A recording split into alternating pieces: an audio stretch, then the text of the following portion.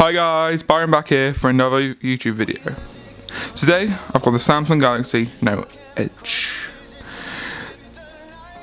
Today I'm gonna give you my overall impressions. Some good likes, some bad likes. This phone has been a mixed bag, and I'd like to portray that for you. Let's get on with the video. This phone has got a very weird overall look and feel to it. It's not like a standard Samsung Galaxy, say Note 2 or anything like that, because the normal Samsung Notes have got the button on the side, but there's an edge there. So there's like an edge screen, so there's nowhere to put a button. The power button. The power button's on the top. Okay, for me, I've got proper big hands, and that's not the end of the world just to reach up there and press a button. But for someone dainty like my mum or any other person in my family, it's a very hard task to push that button. It's also not very practical. I would rather the button to be like underneath the volume or above it. Okay, so let's look around the phone. So at the bottom, it's a nice sort of metal chamfered finish around the edge. So you see it's like got like a really nice chamfer.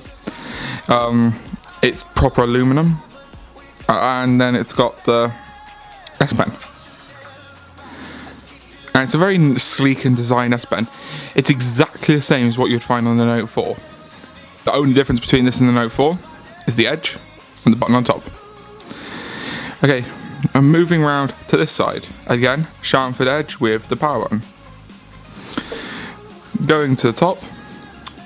Focus. Okay, so you've got the headphone jack, an IR blaster, and the power button. Going around to the back, you've got that sort of Samsung-y faux leather finish. It's a really not cheap compared to the Note 3, but it's not the best quality ever. So say if I take off the back, so now we've got the Samsung battery. This is 3000 milliamps.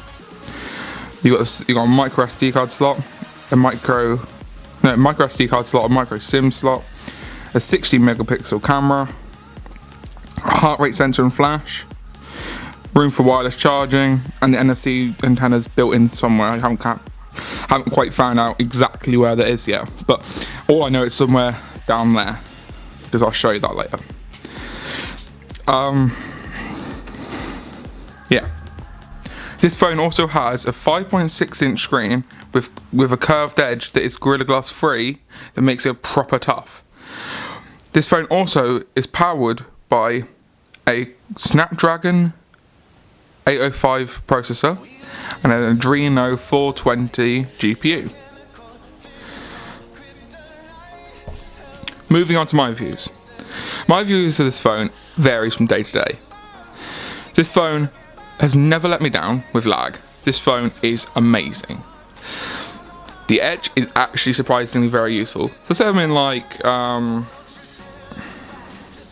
flow, but I want to get to my music. Click, it takes me to my music straight away.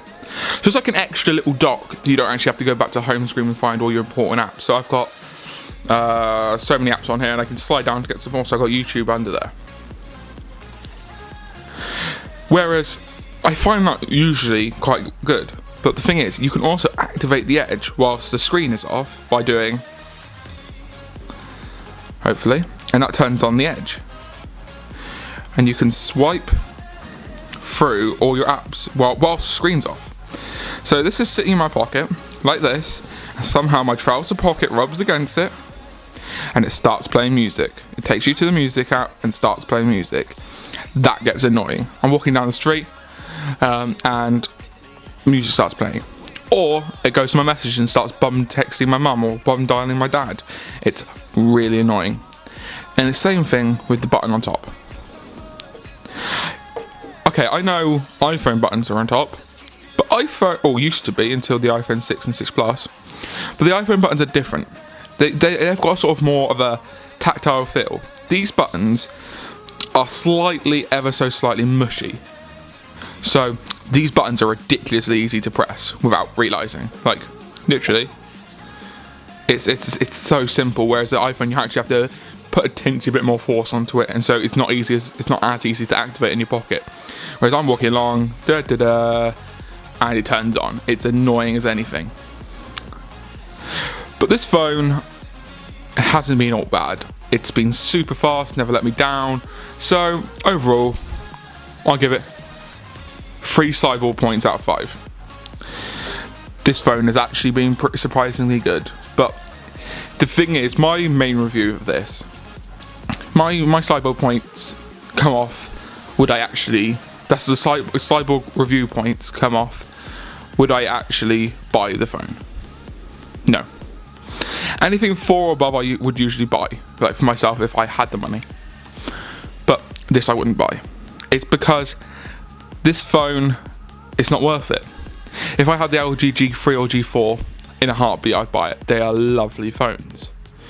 But this, for the money, even though it's a bit of a gimmick with the Edge, it's not worth it. I would just go buy the Note 4, because then the button's not going to be as easily activated. And it's got all the features the Note 4 has, except for the Edge. The Note 4's haven't got the Edge. So, overall, I would stay away from this phone.